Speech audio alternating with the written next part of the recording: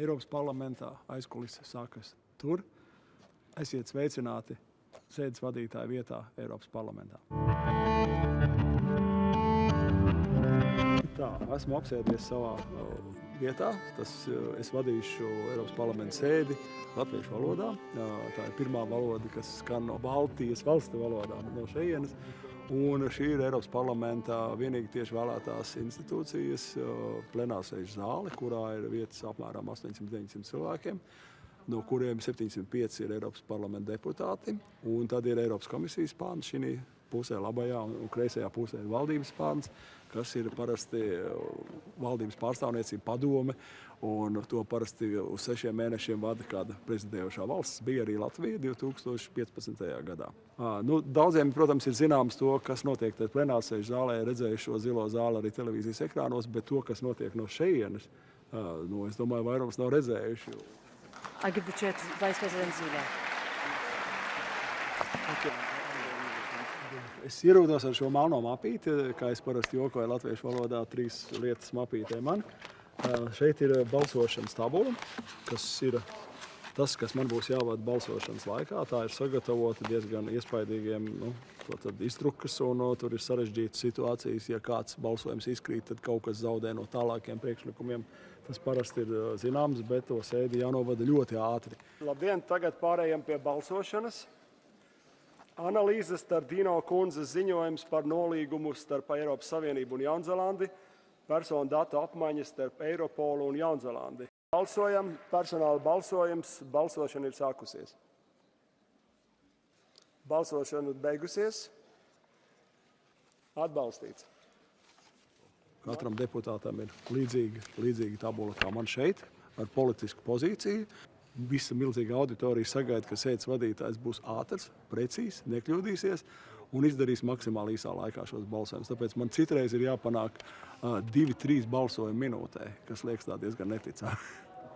Šis ir āmurs, to es domāju daudz pazīst. Viņš ir īstenībā ļoti noderīgs, īpaši vadot debates, jo šeit ir ļoti stingra runāšanas kārtība. Šeit nevar runāt tā ļoti ilgi, te ir deputātiem izcīnītas minūte, citreiz pusotra, citreiz 2, ko runāt, un tad man kā sēdes vadītāja jautājums iet pulkstenis, vai viņš tikšķi, un jūs redzat, kad iedegās tā sarkanā gaisma, kad viņš jau ir pārtērējis šo laiku, tad es vai no piesitu pirmo reizi āmurīt 5. sekundē, pēc laika pārtērēju, vai 10.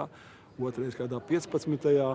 Un tad ir tāda maģiska poga šeit blakus mikrofonam, ko es ieslēdzu un izslēdzu, kad es pats runāju, ir tāda prior, tāda palāka poga. Viņai ir 2 funkcijas. Viņa ir tā, ka jūs nospiežat un turat, tad ir tā, ka jūs tas runātājs tur priekšā dzird, ko jūs runājat, viņš netiek atslēgts, vai viņš var turpināt runāt, bet es viņu lūdzu pabeigt. Un, ja viņš neklaus, tad es to pogu tā ātri uzsitu pa viņu ātri, un mikrofons izslēdzās šim cilvēkam, kas tur stāv priekšā un runā. Te ir latviešu valodas austiņas, ko parasti jau arī tajā brīdī, kad tie notiek sēdes vadītāja nomaiņa, es uzlieku viņu tādā veidā. Viņu nevajag, es varu saprast angļu valodas tekstu runātājiem, es varu noņemt, lai auss atpūšās mazliet.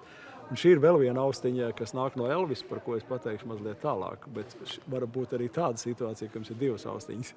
Katrā ir kaut kas cits, un tad tāds maģisks zīmols, kas darbina Elvis. Tātad ejam pie Elvis, kurš skan šī austiņā. Viņš pašlaik, kā redzat, Elvis ir sleeping mode, touch the screen to activate. Ja, es pamēģināšu, vai viņš strādā. Mēs redzam dienas kārtības punktus, kas šodien būs izskatāmi.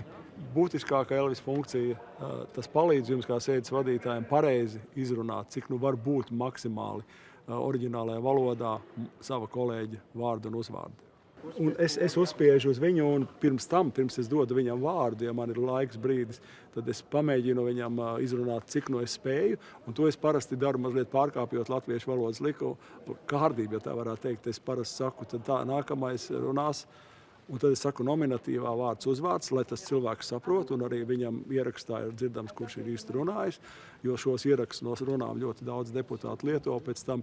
Un tad es pielieku kungs vai kundze klāts vēl beigās, tātad vārds uz tik un tik minūtēm. Katrā ziņā ir tāda didžejošana, jo šeit man ir latviešu valodā, ja es nezinu, ja viņš runā spāņu valodā vai grieķu valodā, tad Nu, šeit man es klausos nākošo jau runātāju, lai es varētu pateikt, saukt tribīnē. Un tad šeit parādās vēl, ko man parasti gan brīdina kolēģis te pa kreisi parasti, ka kāds ir pieteicies ar zilo karti. Zilā karte nozīmē, ka viņš grib runātājiem uzdot vārdu no zāles. Un vēl viena interesanta procedūra šeit ir debašu laikā, angliski catch the eye. Nu, ķer aci, jā, kas nozīmē to, ja jūs neesat tajā sarakstā debatētāju, kas ir sadalītās minūtes. Jums ir iespējas tikt arī pie minūtes runāšanas ar šo te procedūru noķer aci, bet tad jums jārēķinās, ka jūs runāsiet nevis no šejienes, bet no vietas. Bet tā ir iespēja pateikt savu viedokli un arī faktiski to viedokli piereģistrēt, varētu teikt, oficiāli protokolās sanāksmē. Lūk, šādi tiek vadīts Eiropas parlaments.